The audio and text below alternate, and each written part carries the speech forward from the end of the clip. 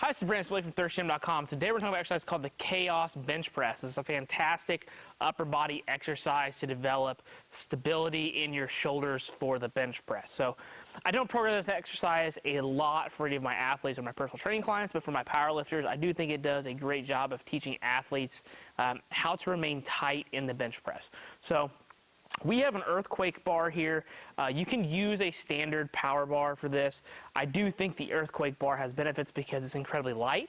That's one nice thing about it. So when it comes to adding load and doing other exercises with this bar, it can be very beneficial.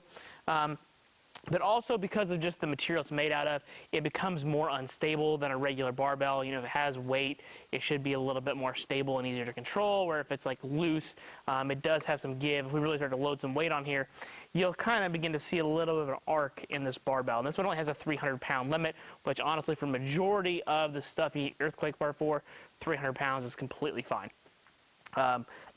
But we also need for this is you need to be able to hang weights. I think kettlebells are ideal. They obviously already have the handles, and you do need bands to put them on there. So the way that I suggest you put the bands on is that you basically double them up and run them through like handles, and that keeps them relatively close so that you're not hitting the ground, but it also lets you carry them around much easier as well in terms of setting them up rather than trying to figure out how you tie them up. It's always the same every single time.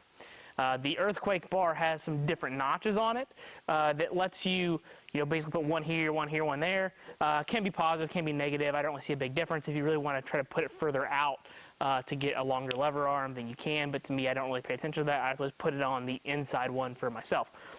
So I've got some 8-kilogram kettlebells here, and we're going to show you how to use this. Now, for first-time users, I suggest start light and have a spotter. If you've never done any kind of stability training like this before, and you really don't truly understand how to squeeze a barbell and own the position, it can throw you around, and I would not want you to get hurt. So that's going to be my warning for you. Otherwise, in terms of the regular bench press, which is kind of what we're showing here, this is really all you need to do. Your bench press technique and everything is going to stay the exact same. We're really just trying to work on squeezing the bar, keeping our back tight, owning position, and really making sure that we're strong and stable throughout the exercise. And I really like this on like extra upper body days or a finisher, or if you happen to be in a deep off season and you're really just trying to accumulate some volume. This is a great way to work on your pressing technique without too much load to destroy your nervous system. So we're going to show you how it's done here. Get in your bench press position, so set your shoulders, set your feet, all that stuff that you would normally do. And then when it comes to unracking, you want to make sure you own the position, kind of let it steady a little bit, and then we're going to work through the exercise. Like I'm here, stable, down, press, back.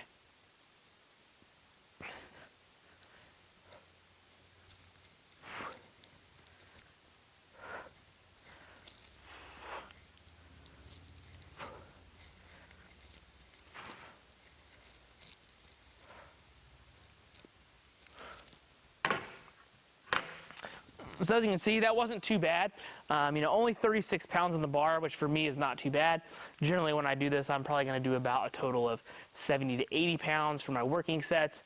But you can still tell how it was making me squeeze the bar, stabilize, own position, and really work on my technique. And you can obviously see how the kettlebells bounced. One thing I do think that you want to make sure you do, when you pick your kettlebell and your band, use lighter bands than what you think. Get some bands that are going to actually move around and give you some bounce. Don't grab the heaviest bands that your facility has to offer to where the kettlebell just kind of hangs there and moves side to side.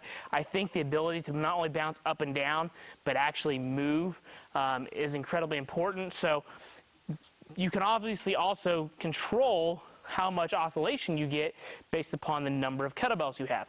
So if I wanted 70 pounds, it would behoove me to not grab two 35-pound kettlebells, but be able to grab some different weights to add up to that on each side, especially considering I have 3 options available that I ideally would want to try to use probably 3 kettlebells to get that, because I have more implements shaking and moving, making the exercise even harder.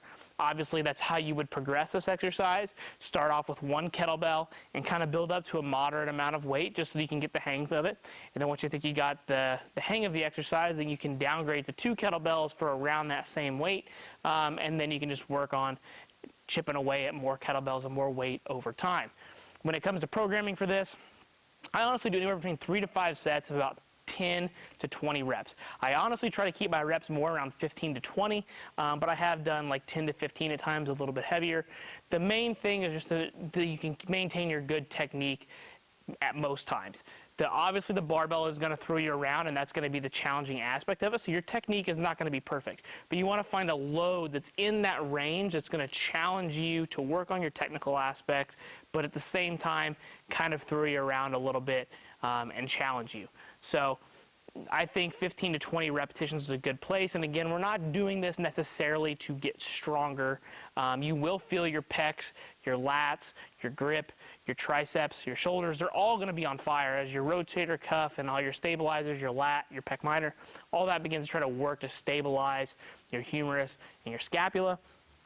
But at the end of the day, understand this is not something that you want to go tremendously heavy on. This is a supplemental and accessory-based exercise towards your bench press training. So that is the Chaos Bench Press. I think I covered a lot of stuff, but if you have any specific questions about it, how the setup and where you might put it in your program or even where you might pick this up, just feel free to let me know in the comment sections. Thanks. Have a great day.